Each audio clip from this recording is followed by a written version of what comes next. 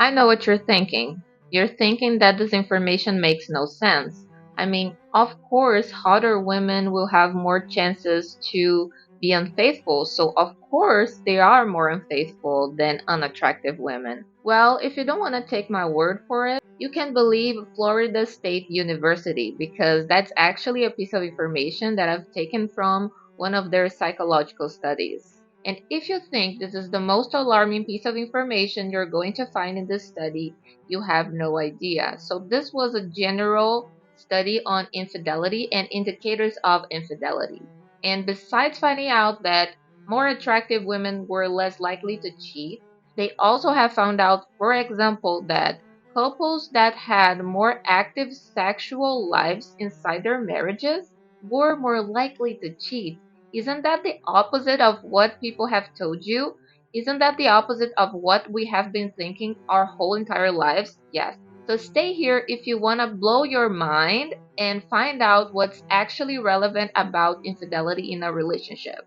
And of course, please, all that I'm asking you is for you to like this video and to subscribe because I will be bringing a lot more content on relationships through science, and I have posted some other videos on these topics before. So please subscribe so you won't lose more content like this, okay? And click on the bell because if you don't, YouTube is not going to deliver the videos to you, so not gonna make that much difference. So without further ado, let's start with this study. So as I told you, it was a study about indicators of infidelity. And how this study took place? Well, they have tested 233 newlywed couples and they have analyzed their behavior for 3 years to get to these results. They have tested the married couples and they have tested single people and they have showed these people pictures of attractive partners. There were only heterosexual couples on the studies so I could find. And so if you're a man, they would show you the picture of a very attractive woman.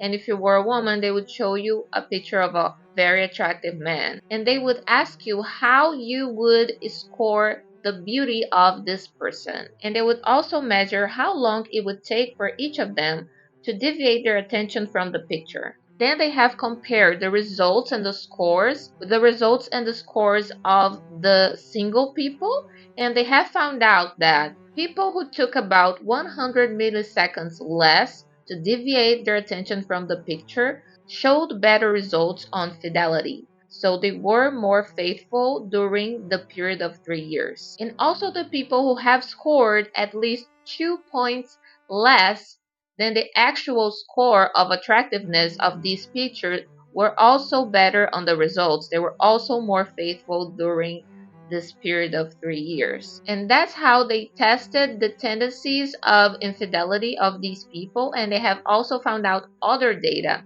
during this period. So besides the one that I've told you since the beginning of this video, which was the fact that more attractive women had better results, so they were more faithful during this period, they have found out many more. But before I continue, I want to say why the more attractive women had better results. Their hypotheses were related to validation. So, the women's need for validation inside the relationship and in their social life in general. Because more attractive women, they had validation prior to their marriage, more often from people. They would consistently have more compliments, maybe more sexual partners, more relationships prior to their marriage for being more attractive. They wouldn't feel as much need of validation inside the relationship. Meanwhile, women who are less attractive, they would probably have a higher need of validation inside the relationship because they were not validated as much before getting married. So that's the hypothesis they came up with. I'm not sure if it's wrong or right, but it definitely makes sense and these people are psychologists, so so what were the other results? Well, for men, being more attractive or less attractive was not really relevant in the results, but the attractiveness of their partners were relevant to the results because males whom had less attractive partners were more unfaithful during this period. So it doesn't matter if they're hot or if they're extremely ugly, if if their partner is not that good looking, they're gonna be more likely to cheat. So that's not very surprising in my opinion. So the other results were being younger. So apparently, if you're younger, you are more likely to cheat in your relationship. Insatisfaction in the relationship, and this is not related to the sexual satisfaction. I'm gonna talk about that in a second, okay? But it's talking about insatisfaction like in a general way, okay? But this is kind of a given, right? And then there's the surprise, the fact that couples with more active sexual lives inside their marriage had worse results on infidelity. So basically, the theory that they came up with for this happening is because the more that you have sex, maybe the more you feed into your libido. So it's just like watching porn, for example. The more that you do it, the more addicted you get, you know? So this is very interesting because I didn't know that that actually counted for real sex, but basically this is the theory they came up with.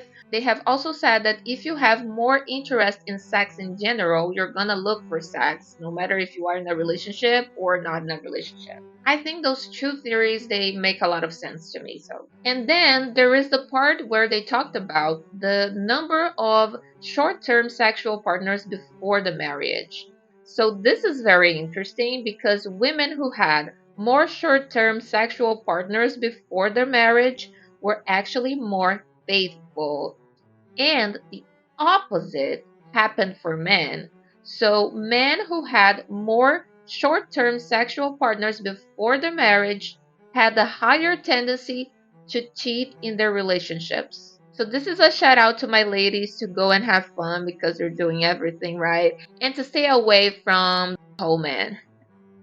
Just kidding, or not. I mean, we are talking about science here, so I just feel like it makes sense, you know? So, and those were all the results that I have found out. I am very curious to know what you thought about that. Isn't it amazing how we believe in so many myths just due to our insecurities? I mean, just because we see someone that's more attractive than us, and then we think, oh, why would this person stay with me? I mean, they're attractive, they can get anyone they want, but it's actually not exactly like that. You know, it's just a myth. And the thing with having sex all the time in the relationship being a good thing is not necessarily a good thing. Maybe, you know, going through some thirst periods might be good to your relationship. I mean, we can find out so many things by researching and not just trusting into our intuition and what we think that is correct or what people say, right? That's why they're super interesting for us to actually get the chance to talk about it and reflect on it, you know, because many things that we believe might not be actually right, you know. And if you enjoyed this content, please like the video if you haven't already, subscribe if you haven't already, and please click the bell button because if you don't, YouTube is not gonna deliver the videos that I'm posting here to you. So this is all, guys. Thank you so much for watching. I hope you enjoyed and see you next time.